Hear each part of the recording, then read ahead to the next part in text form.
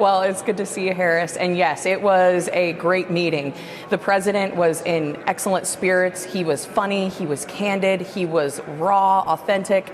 I mean, it was incredible. And I wish that the American people had a moment to really see him in that moment, talking really about the importance of moving this package across the finish line. You know, I couldn't help but think about, Mick Jagger and, infamously the Rolling Stones, you can't always get what you want. Everyone in that room has something that they are making a demand of, which that is part of the messy process of legislating.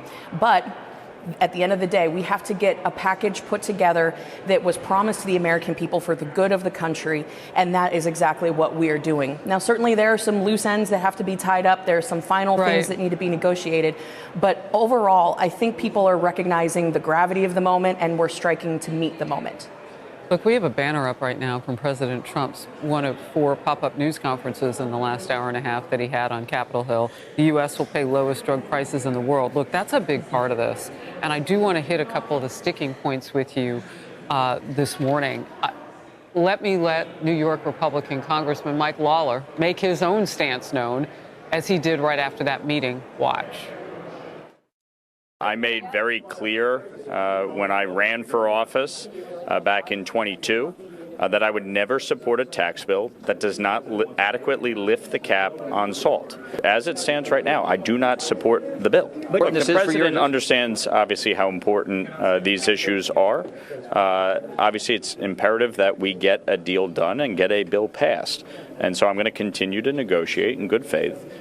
A large majority of the country looks at that and says, wait, salt, isn't that something that only East Coast states, mostly Democrat-led states, would want? Can you talk about how you work that out with Lawler? Well, again, I think there's a lot of delegations that have particular issues. And I could certainly say, hey, we're Florida. We have the 3rd largest state in the union, and we have some particular issues that we want worked out. But again, you have to operate as a federal legislator in the best interests of the country. And I'll be damned if we're going to have working class individuals subsidize blue state millionaires. We're just not going to do it. And so there's a time and place, I believe, where we're going to have that negotiation, as the president said in the meeting today. It's just not right now. And so we have other things that we have to make sure we're doing, which is getting people back on their feet from 4 years of Biden economics, which basically destroyed our economy. We need to be doing regulatory reform, which will put immediately $3,100 back in Americans' pockets. We are on track to include the REINS Act, the largest regulatory reform effort in American history, into this bill, which would not only drain the swamp, but it empower the people and put money back in their pockets. We're talking about locking in taxes. If you are not going to support this bill, you're raising taxes. We have to put the American people first. That is the America First agenda.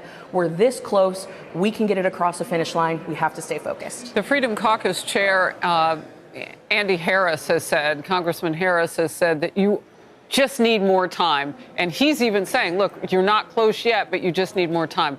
I'm wondering if you have that time. Yes or no? I think we do. The artificial deadline of Memorial Day, that is something that everyone is willing to work through, because we understand that this is significant. I know for myself and people that I have talked to in the delegation across the conference, people are willing to stay and get this right. We have to get it right. So the arbitrary deadline, in my mind, it is in fact arbitrary. We can move the needle, but we want to make sure that we're getting this done in the right way. And so to rush this through, I think ultimately damages the conference, but we are close. We do need a little bit more time, and we will get there. I wonder if there's an appetite to work through the weekend. You don't have to answer that yet. For me, yes. For me, yes. Oh, okay. Yes. The Justice Department has charged Democratic Congresswoman LaMonica McIver for allegedly assaulting a law enforcement agent. ICE. I mean, these lawmakers, and there were more than just this one that were being looked at. You know, the mayor of Newark, where this ICE detention center is, was arrested and charged with trespassing. This got really, really, really, really chippy. What is your take on what's happening with her? Listen, you lay hands on an officer, you are going to face the consequences. This is an F around find out moment, and she is about to find out. You cannot pull the victim card and say that you were in the wrong when you were literally shoving and throwing hands. The evidence is very clear. There is no video that disproves that she was not somehow the victim and that she was the victim in this. I mean, she absolutely was the aggressor. And just because you wear this pin, it does not give you privileges to have a double set of standards of the law. You are charged with making sure that you are upholding the law, that you are a good steward, and she has violated her oath of office. So I think she has a lot of consequences headed her way, and I fully support DHS and DOJ pursuing them to the fullest extent. Well, it's been reported